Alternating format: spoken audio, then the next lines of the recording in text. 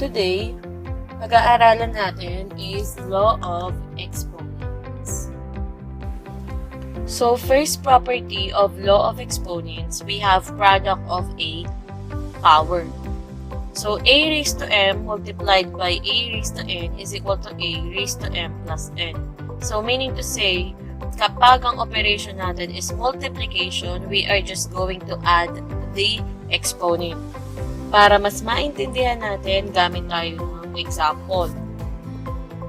For example, we have a raised to 4 multiplied by a raised to 5. So, since yung base natin ay parehas lang namang a, we are just going to copy it. So, a, and then, add natin yung exponent. We have 4 plus 5. So, 4 plus 5, we have a raised to 9. So, our final answer is a raised to 9. Let us have another example. So, we have 3y raised to 4 multiplied by 4y raised to 2 or 4y squared. So, since meron tayong constant na 3 and 4, we are just going to multiply it. So, 3 times 4, that is 12. And then, yung y, copy lang natin. 4 plus 2, ipagpa-plus lang yung exponent. So, we're going to have 12y raised to 6. So, ang final answer natin is 12y raised to 6. Number 2, we have power of a power. So, para mas mabilis maintindihan, kapag meron kang exponent sa loob ng parenthesis, i-multiply mo lang siya dun sa exponent na nasa labas ng parenthesis. So, let us have an example. We have a squared raised to 3. So, since meron tayong exponent sa loob ng parenthesis at meron tayong exponent sa labas, multiply lang natin yan. So, 2 times 3, we are going to have a raised to the 6. So, our final answer is a raised to 6. Another example, if we have 2x squared raised to 3, since meron tayong 3 sa labas ng parenthesis, distribute lang natin siya dun sa mga nasa loob ng parenthesis. So, magkakaroon tayo ng 2 raised to 3. And then, x, 2 times 3. So, we are going to have 6. And then, since ang base natin ay number, kailangan natin tong i-expand. So, meaning, i-multiply natin siya ng 3 beses. So, 2 times 2 times 2, that is 8. So, our answer is 8x raised to 6. So, number 3, we have power of a product. We have ab raised to m is equal to a raised to m, b raised to m. So, for example, we have xy raised to 3. We are just going to multiply it dun sa exponent ng nasa loob ng parenthesis. So, obviously, kapag wala tayong nakikitang exponent, automatic, meron po yung 1. So, since may exponent na 1, i-multiply lang natin yung 3 dun sa mga exponent na nasa loob ng parenthesis. So, 1 times 3, we are going to have x cubed. And then, 1 times 3, so we are going to have x cubed, y cubed. Another example, kung meron tayong 2x squared, y cubed, raised to 3. So, distribute lang natin ulit yung exponent sa labas ng parenthesis. So, i-distribute natin siya dun sa lahat ng nasa loob. So, we are going to have 2 cubed, and then 2 times 3, we are going to have x raised to 2 times 3, and then y raised to 3 times 3. So, we're going to have 2 cube. So, ibig sabihin, multiply natin siya ng 3 beses. 2 times 2 times 2. So, we're going to have 8. And then, 2 times 3, x raised to 6.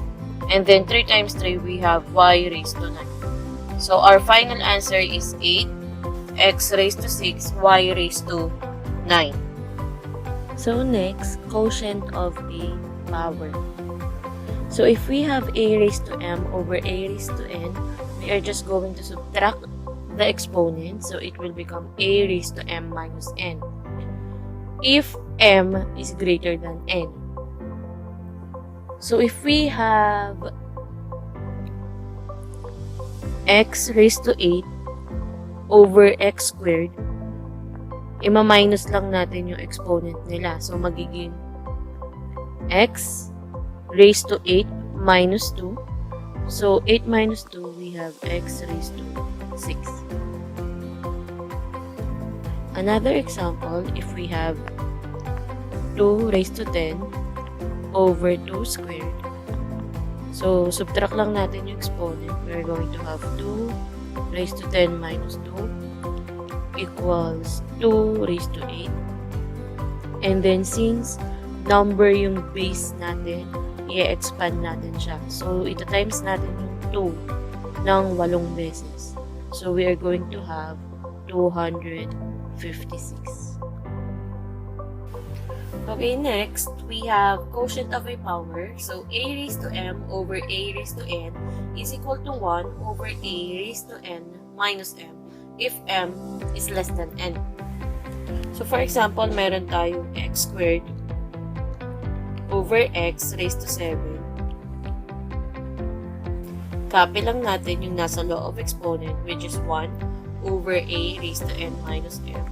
So, we're going to have 1 over, since ang base natin ay x, copy lang natin yung x.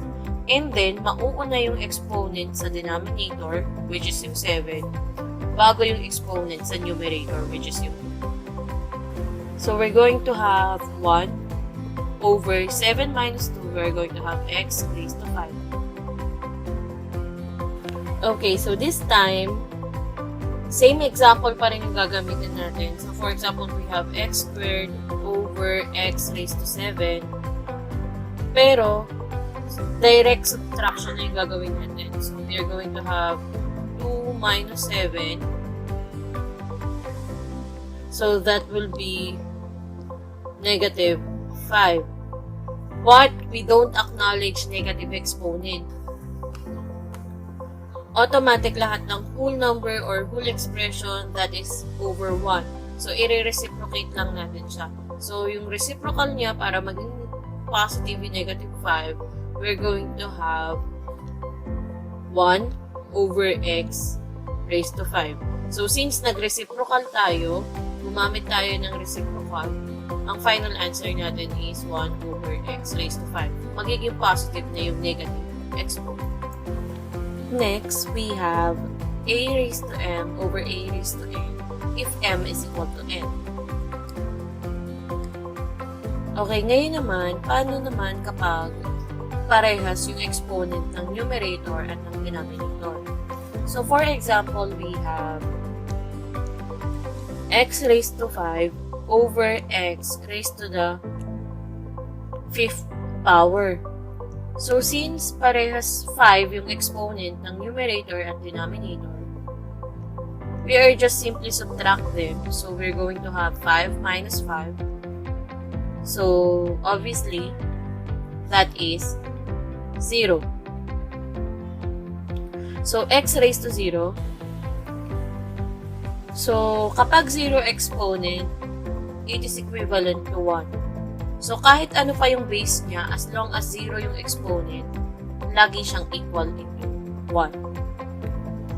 Okay, last law of exponent is power of a quotient. So, we have a over b raised to m is equal to a raised to m over b raised to m. So, para mas maintindihan natin yung rule, let us have an example. So, for example, we have x over y raised to 3. So, i-distribute lang natin yung exponent na 3 dun sa x and dun sa y. So, we're going to have x cubed over y cubed. So, that is our answer. X raised to 3 or x raised to the third power over y raised to 3 or y raised to the third power. Another example is if we have 2/3 or 2 over 3 raised to 2. So we are just going to distribute again the exponent outside the parentheses. So magkakaroon tayo ng 2 squared over 3 squared. And since ang base natin ay number, kailangan natin silang i-expand. So 2 squared meaning i-multiply natin si 2 sa sarili niya. So 2 times 2, we are going to have 4 over 3 squared, that is 3 times 3. So we are going to have 9. So our answer is 4 over 9.